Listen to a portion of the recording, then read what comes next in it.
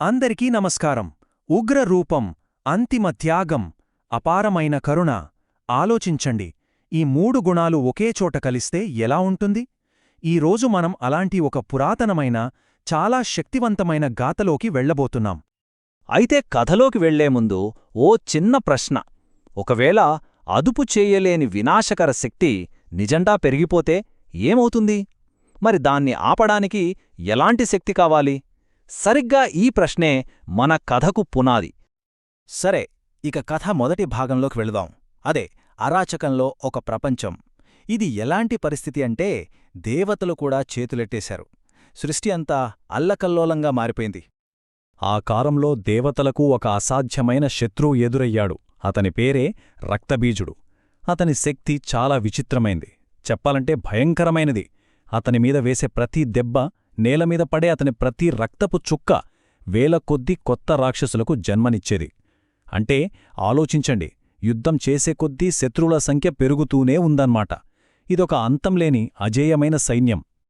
ఇక దేవతల వల్ల కానప్పుడు, వాళ్ల నిస్సహాయత పీక్స్కి చేరినప్పుడు, వాళ్లందరి ఆగ్రహం కలిసి ఒక కొత్త, భయంకరమైన శక్తిగా మారింది. ఆ చీకటి దేవత మేల్కొంది. ఇక్కడే అసలైన ట్విస్ట్. దేవతలందరి శక్తులొక్కటే వాళ్ల ఉగ్రతనుంచి ఆదిశక్తి ఒక అత్యంత భయంకరమైన రూపంలో బయటకొచ్చింది. ఆ రూపమే కాళికాదేవి. ఈ అంతంలేని రాక్షస సైన్యాన్ని అంతం చేయడానికే ఆమె ఆవిర్భవించింది. ఆమె వర్ణాన్ని కృష్ణవర్ణం అంటారు, అంటే నల్లని రంగు. కాని ఇది ఊరికే ఒక రంగు కాదు, దీనికో లోతైన అర్థముంది. ఇది కాలానికి, ఈ విశ్వానికి ప్రతీక. సృష్టి అంతా దేనిలోంచి పుట్టి చివరికి దేనిలో కలిసిపోతుందో ఆ మహాశూన్యానికి ఇది చిహ్నం అన్నమాట. ఇక కాళి యుద్ధ వ్యూహం ఎంత భయంకరంగా ఉందో అంతే అద్భుతంగా ఉంది. రక్తబీజుడి ఆ అజేయమైన శక్తికి విరుగుడు కనిపెట్టింది. తన పొడవాటి నాలుకను చాచి అతని రక్తం ఒక్క చుక్క కూడా కింద పడకముందే తాగేసింది. అలా ఆ రాక్షసుల సైన్యాన్ని, చివరికి ఆ రక్తబీజుణ్ణి కూడా పూర్తిగా భక్షించేసింది. సో రాక్షసుల మీద అయితే విజయం వచ్చింది. కాని కథ ఇక్కడితో అయిపోలేదు. ఎందుకంటే కాళి యొక్క వినాశకర శక్తి ఇప్పుడు అదుపు తప్పింది. విశ్వానికే పెద్ద ముప్పుగా మారింది. అదే విశ్వనృత్యం.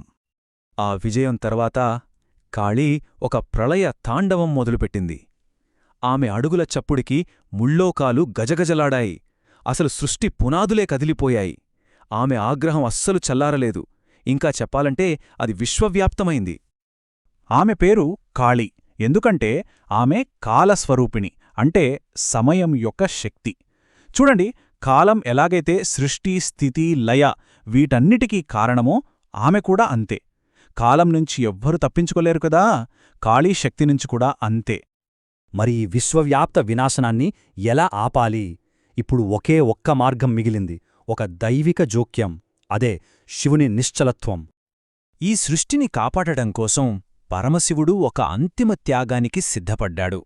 కాళి యొక్క ఆ అదుపులేని ఆగ్రహాన్ని చల్లార్చటానికి ఆయన ఆమె నృత్యం చేస్తున్న మార్గంలో ఏ కదలిక లేకుండా ఒక అడ్డుకట్టలా పడుకున్నాడు.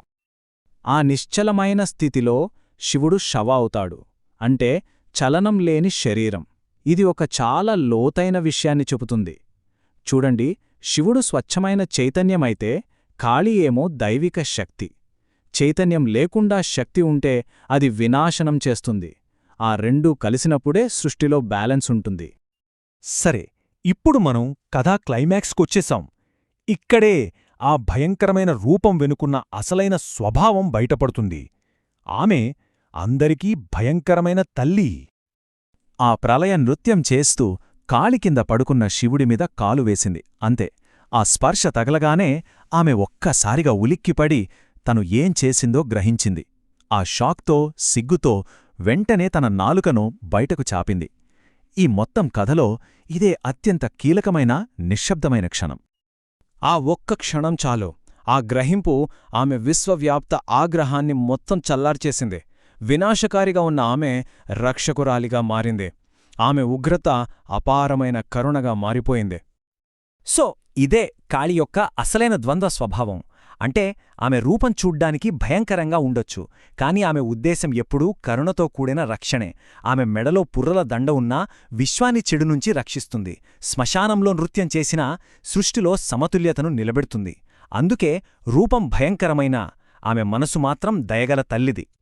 కాబట్టి కాళీ కథ అంటే కేవలం వినాశనం గురించే కాదు, కొన్నిసార్లు లోకంలో బ్యాలెన్స్ తీసుకురావడానికి వినాశనం కూడా అవసరమవుతుందని ఇది మనకు చెబుతోంది. ఇంకా ముఖ్యంగా ఎంత భయంకరమైన రూపం వెనుకైనా అపారమైన ప్రేమ, కరుణ దాగి ఉంటాయని గుర్తుచేస్తుంది. ఈ శక్తివంతమైన ప్రార్థనతో ఈ కథను ముగిద్దాం. జయంతి మంగళాకాళి భద్రకాళి కపాళిని దుర్గాక్షమా శివ ధాత్రి స్వాహా స్వధా నమస్తుతే.